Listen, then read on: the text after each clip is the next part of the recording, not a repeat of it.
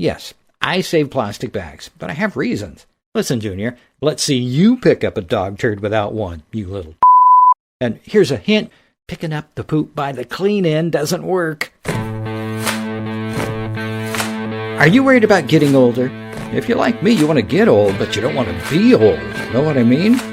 This is Mike Wright, and I'm on a mission to make the rest of my life the best of my life. You can too, as long as you've got a pulse. Are you up for it? Then welcome to Winning Your Fourth Quarter.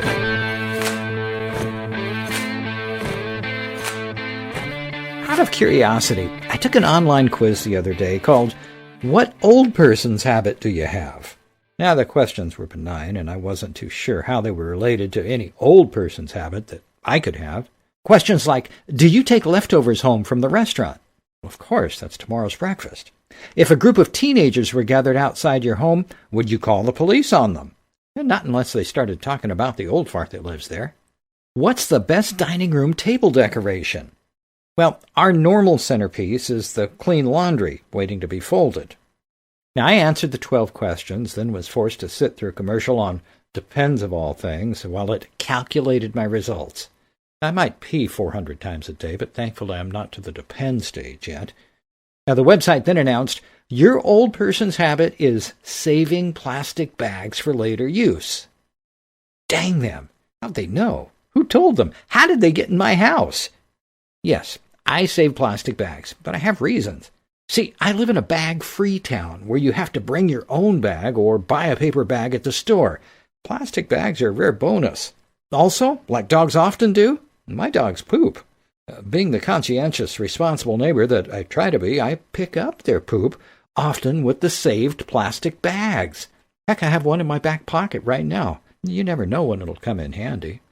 So the probably 30-something smartass that wrote it closed the webpage with, enjoy those bags, they are special. Listen, Junior, yes, they are. Let's see you pick up a dog turd without one, you little And here's a hint, Junior, picking up the poop by the clean end doesn't work. As an Okie, we're real proud of Will Rogers. He's got a quote here that says, sometimes people try to turn back their odometers. Not me. I want people to know why I look this way. I've traveled a long way, and some of the roads weren't paved. Yeah, maybe I do save plastic bags, and maybe I've got some wrinkles and some gray hair, and maybe I've forgotten some of the things that I wish I could remember. Look, we can't turn back life's odometer and go back to our younger selves or the good old days, but we grew up with better cars, better music, and better heroes, and we ain't done yet. Hell, it might be the fourth quarter of our lives, but that's where the game of life is won, in the fourth quarter. So, let's get started making your fourth quarter a little better.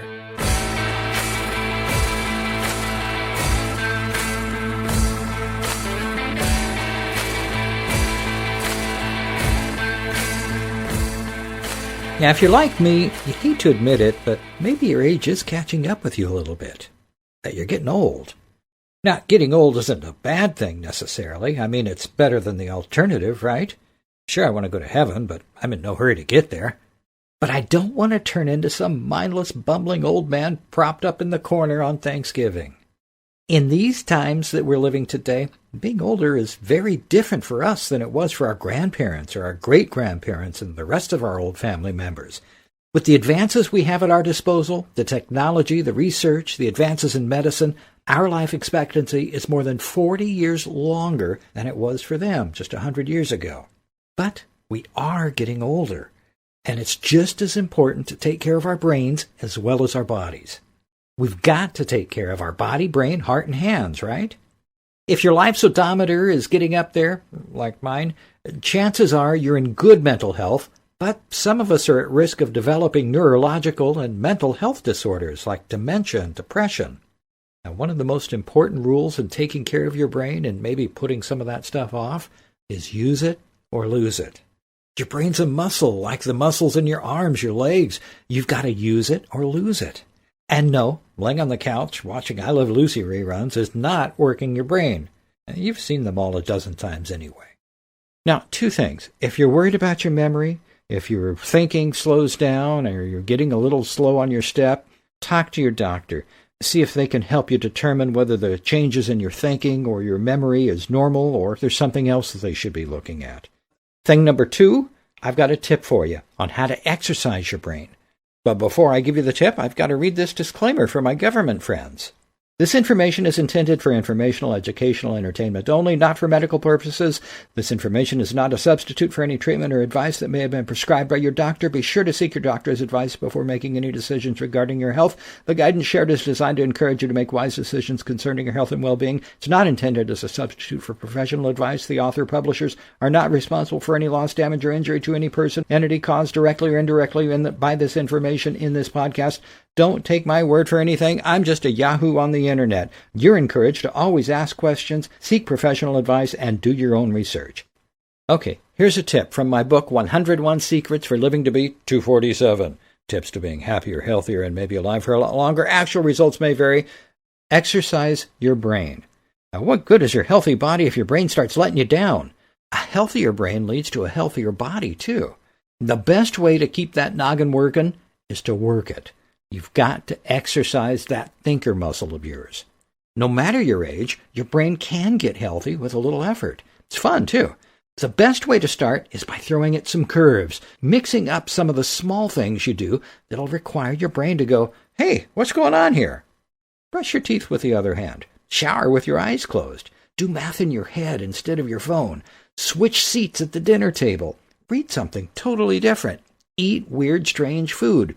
Take a vacation somewhere new. Learn a foreign language. Take a look at a website called Luminosity to train your brain while you're playing games. It's a lot of fun. The other thing, take a look at the website Duolingo. That's where you can learn a language for free, too, by the way. That's Luminosity and Duolingo. Another thing is, why don't you learn a musical instrument? I've been messing with the ukulele lately, and it's a lot of fun. So, exercise your brain, okay? Personally, I prefer my guacamole on my plate, not between my ears. Keep your brain going strong. It's important. Be right back.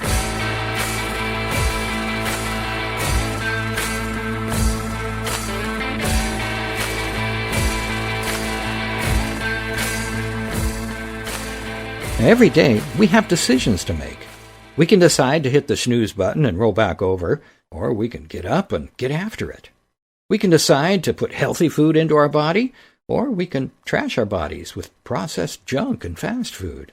We can decide to go for a walk, or we can sit on the couch and watch TV. We've got these decisions to make every day.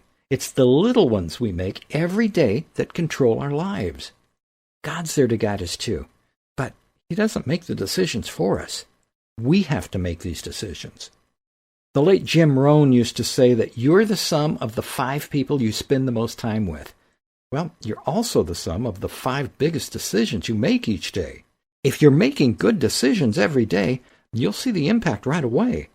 But if you're in a rut and your decisions all lead to the things that aren't good for you, then this cycle's going to continue, right? The only solution is to make better decisions. And the first step to doing that is being aware of some of the decisions you make every day without even knowing it, without even thinking about it. It's a simple idea, but one that can change your life immediately. Pay attention to the decisions you make every day. Listen, laughing, learning, loving, and living, they're a hell of a lot better than crying, forgetting, hating, and dying. You've got to work on your brain. You've got this. Remember, your game is won in the 4th quarter. Your game of life is won in your 4th quarter. Let's go get it. Talk to you next time.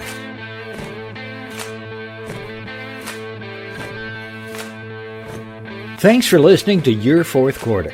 Now let me know what you think about it. Your comments, the good and the bad, your suggestions for ideas for future episodes, whatever's on your mind, I want to hear it. And I do appreciate your comments, likes, and shares on all your favorite social media platforms. Now, when you leave a review, you'll be entered to win a signed copy of my #1 best-selling book, 101 Secrets for Living to be 247. Actual results may vary. Also, make sure to sign up for the new episode alerts to keep you in the loop about your 4th quarter. I promise I won't spam you with junk or share your info with somebody else that's going to spam you. Thank you for telling your friends about us, and thank you for checking out and doing business with our sponsors. Until we talk again next time, remember, You're alive, so keep on living. You are going to win this game of life in your fourth quarter.